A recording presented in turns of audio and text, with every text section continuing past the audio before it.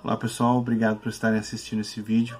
Esse espaço aqui, como eu já tinha falado anteriormente, é um espaço onde a gente vai falar sobre a nossa história geral, né? Vamos falar sobre guerras, sobre acontecimentos que ocorreram em lugares distantes, mas que tiveram um reflexo aqui.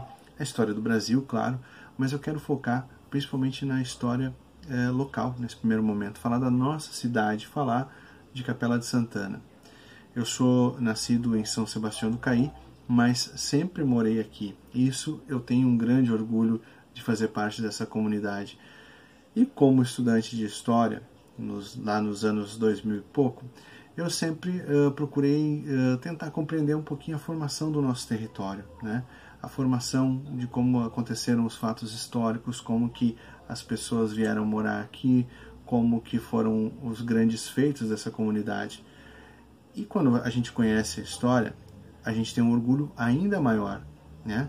Como eu disse para vocês, eu sou nascido em São Sebastião do Caí. E quando eu nasci, e quando qualquer um de nós nasceu, os nossos pais deram um nome a gente, né? E isso também acontece com as cidades, os lugares. Cada lugar, cada cidade tem o seu nome e tem a sua origem. O nome da nossa cidade está baseado numa construção que começou a ser erguida em 1803, uma pequena capela que tinha aproximadamente 11 metros de profundidade por 5,5 metros de largura. Uma pequena igreja, ou seja, uma capela que foi dedicada a Santa Ana. Só que o nosso nome nem sempre foi Capela de Santana.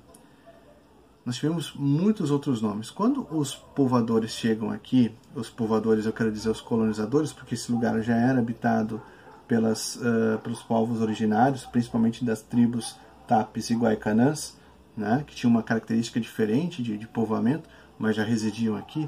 Em 1738, a nossa cidade era conhecida como Ilha do Rio dos Sinos, porque ficava entre os rios dos Sinos e o Rio Caí.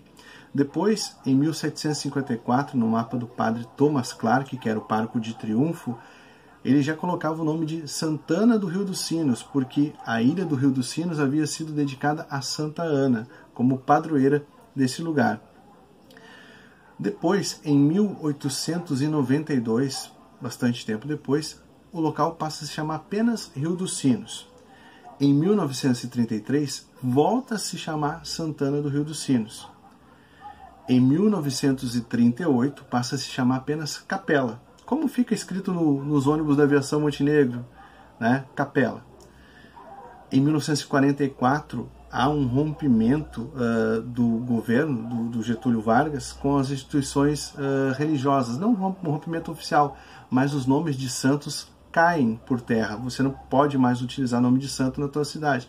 Então esse lugar passa a se chamar de Azevedo, né? O sobrenome da doadora das terras, dona Desidéria de Azevedo, né? Que foi a doadora do rincão para a construção da sede, aqui onde eu moro, mais ou menos, no centro da cidade, né? Por isso, então, passa a se chamar Azevedo. Ainda hoje, o Google, como localização, muitas vezes aponta esse lugar aqui como Azevedo, né? Por isso que a gente tem a estação Azevedo no bairro Estação. Em 1951, passa a se chamar novamente não, pela primeira vez como Capela de Santana, né? Já que era uma referência que tinha ficado dos grandes viajantes do século XIX, né? Os tropeiros passavam por capela, né? A capela dedicada a quem? A Santa Ana, e esse nome foi efetivado, né? Na reunião da Comissão de Emancipação no final dos anos 80, que aconteceu ali no Salão Paroquial, no antigo Salão Paroquial que não existe mais. Quando foi assinada a ata, definiu-se que o novo município seria chamado, então, Capela de Santana. Então, assim como nós, né, os nomes dos municípios também têm uma origem. E o mais interessante, nós não somos a única capela no Brasil. Nós temos uma capela, uma cidade chamada Capela, em Alagoas, que tem aproximadamente 18 mil habitantes.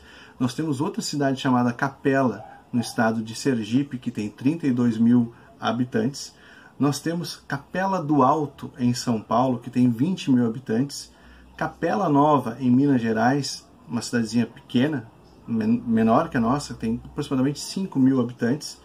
Capela do Alto Alegre, na Bahia, que é quase a mesma população que a gente tem, aproximadamente 12 mil habitantes.